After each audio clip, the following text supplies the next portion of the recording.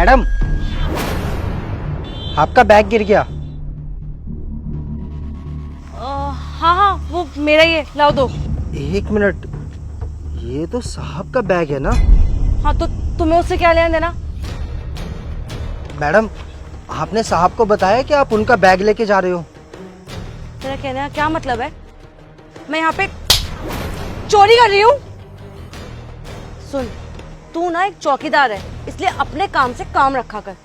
तू मुझे बताएगा कि मैं अपने बॉयफ्रेंड का क्या सामान लेके जा सकती हूँ और क्या नहीं? हाँ?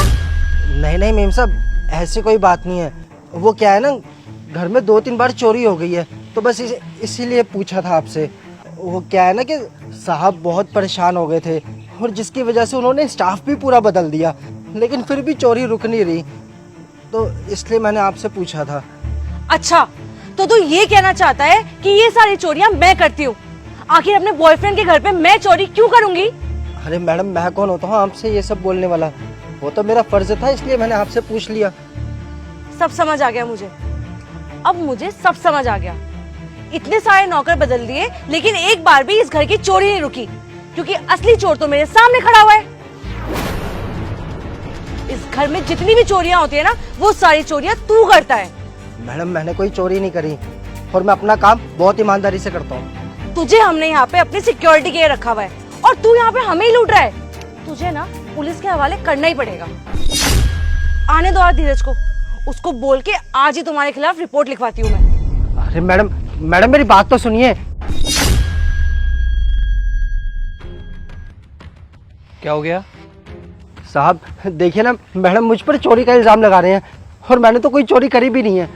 चोरी का झूठा इल्जाम? हुआ क्या है लेकिन? साहब, मैडम आपका बैग लेके जा रहे थे, मैंने तो बस इतना पूछा कि साहब को आपने बताया उनका बैग लेके जा रहे हो। ये मेरा बैग यहाँ पे क्या कर रहा है? ये तो अलमारी में था ना? हाँ तो वही तो बताना चाहती हूँ मैं तुम्हें। ये बैग तुम्हारी अलमारी में था और इस इंसान ने तुम्हारी अलमारी में से चोरी कर लिया था ये बैग। और जब मैंने इसको रंगे हाथों पकड़ा तो ये उल्टा मुझ पे ही नाम लगा रहा है कि चोरी मैंने करी है। इसको ना पुलिस के हवाले करना पड़ेगा, मैं बता रही हूँ तुम्हें धीरज। अच्छा, तो तू ही है वो चोर जो हमारे घर में चोरी करता है? नहीं नहीं साहब, मेम साहब झूठ बोल रही हैं। इस बैग को मैं नहीं, मेम साहब ही बाहर लेकर आई हैं। कितना बड़ा झूठ है ये! एक तो चोरी कर रहा है, ऊपर से अक्कड़ में झूठ पे झूठ बोले जा रहा है। साहब, आप मुझ पर भरोसा कीजिए, मैं भले भूखा मर जाऊंगा लेकिन चोरी नहीं करूंगा। वो मुझे पता है कि तू कभी चोरी कर ही नहीं सकता, इसीलिए मैंने अपने सारे स्टाफ को बदल दिया, पर तुझे नहीं बदला। वैसे उनको भी निकालने का कोई फायदा हुआ नहीं, क्योंकि चोर तो कोई और ही है ना। लेकिन धीरज, तुम मेरी तरफ क्यों देख रहे हो? चोरी तो इसने करी है ना? चोरी इसने नहीं, तुमने की है। मुझे समझ ही नहीं आ रहा था कि घर में चोरी कर कौन रहा है, इसलिए मैंने अपने रूम में स्पाई कैम लगा दिया था। मुझे समझ में नहीं आ रहा इस रूम में चोरी करता कौन है, और चोर को तो पकड़ना ही पड़ेगा, इसलिए रूम में स्पाई कैम फिट कर देता हूं।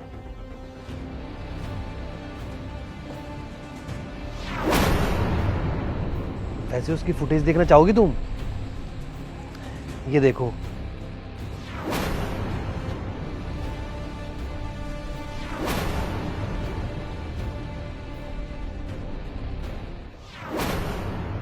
धीरज, आई एम सॉरी, मुझसे गलती हो गई, आज के बाद नहीं करूंगी।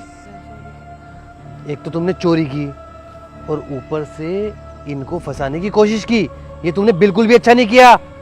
मैंने कभी नहीं सोचा था कि तुम मेरे ही घर में चोरी करोगी, लेकिन तुमने मेरा भरोसा तोड़ दिया। अगर तुम्हारी जगह कोई और होता ना, तो अब तक जेल के अंदर होता।